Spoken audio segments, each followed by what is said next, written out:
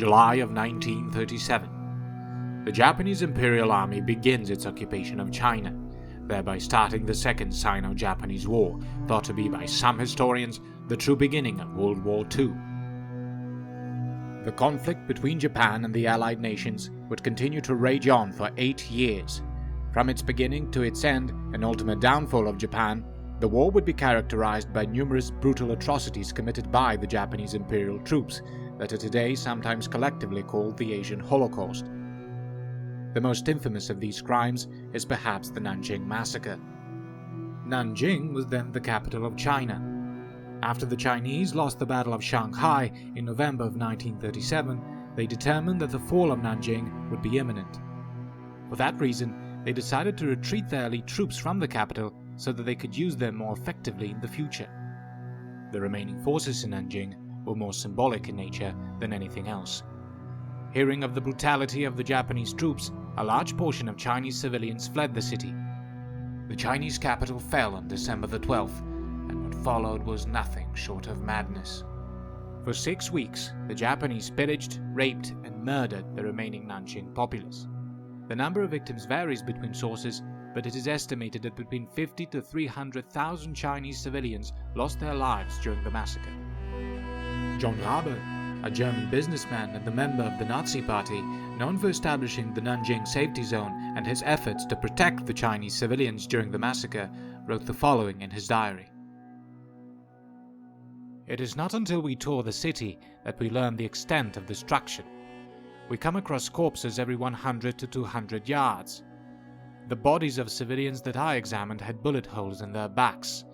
These people had presumably been fleeing and were shot from behind. The Japanese marched through the city in groups of 10 to 20 soldiers and loot the shops. I watched with my own eyes as they looted the cafe of our German baker, Herr Kiesling. Hempel's hotel was broken into as well, as was almost every shop on Changshan and Taiping Road."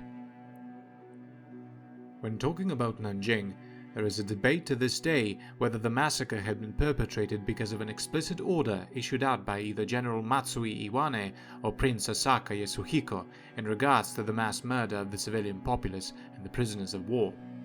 Asaka was a member of the royal family and an uncle to Emperor Hirohito himself.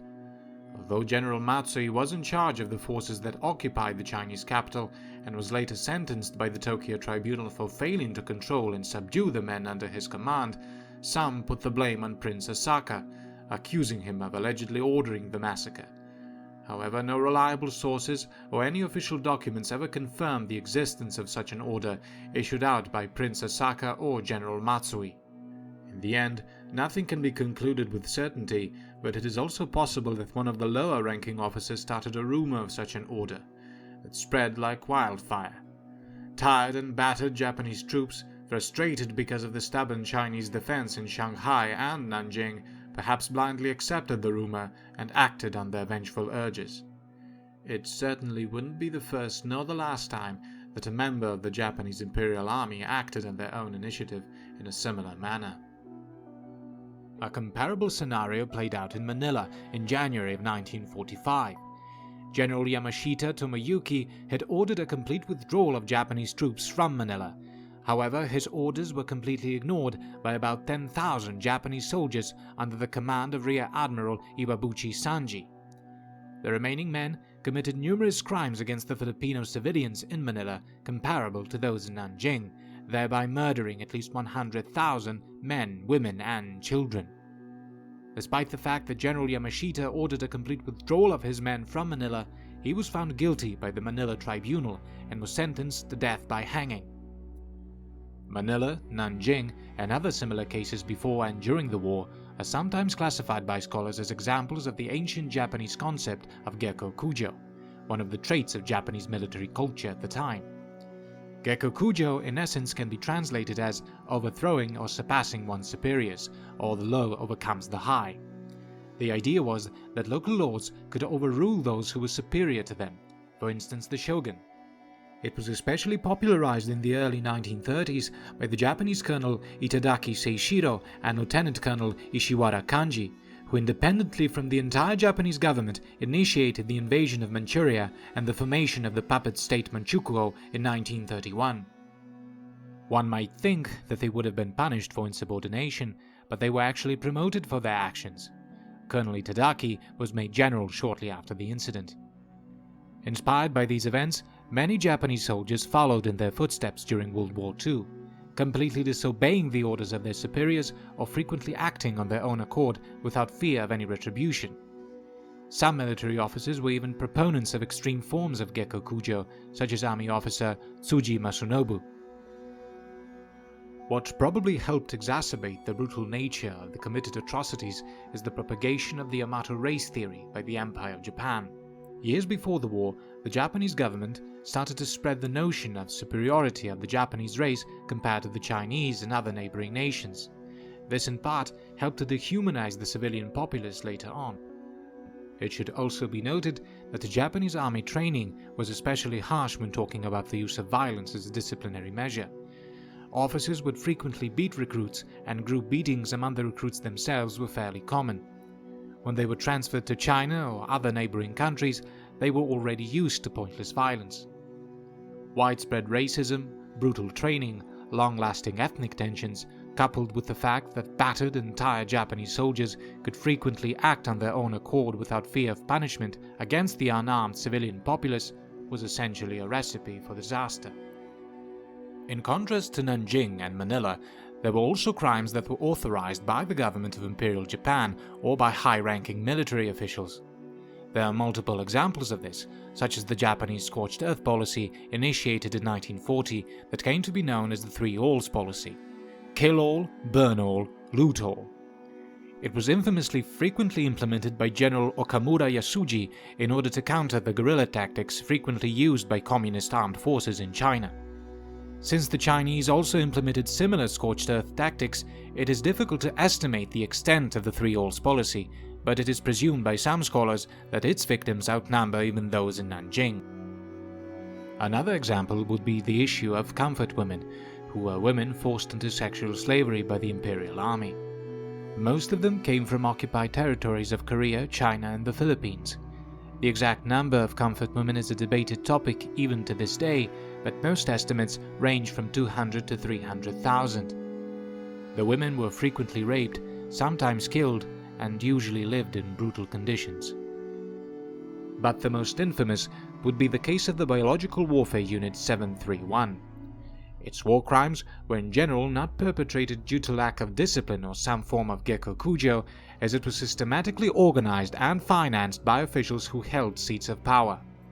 Its main function was to develop biological weapons and to study the effects of biological warfare through experiments conducted on live human test subjects, out of fear that the Allied nations would use similar weapons against them.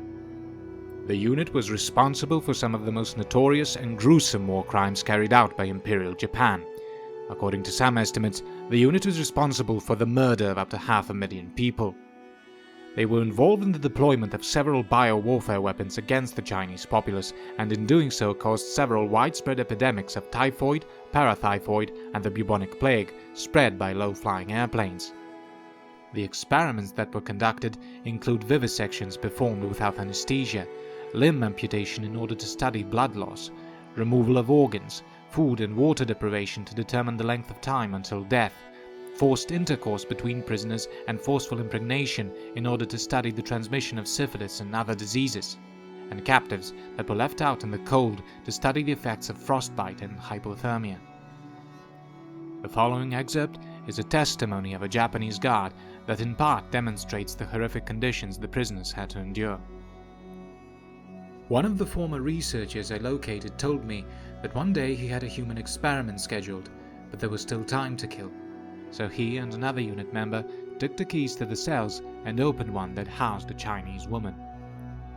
One of the unit members raped her, the other took the keys and opened another cell. There was a Chinese woman in there who had been used in a frostbite experiment. She had several fingers missing and her bones were black with gangrene set in. He was about to rape her anyway, then he saw that her sex organ was festering, with pus oozing to the surface. He gave up the idea, left and locked the door, then later went on to his experimental work. The perpetrators of aforementioned war crimes, as gruesome in nature as they may be, weren't always brought to justice.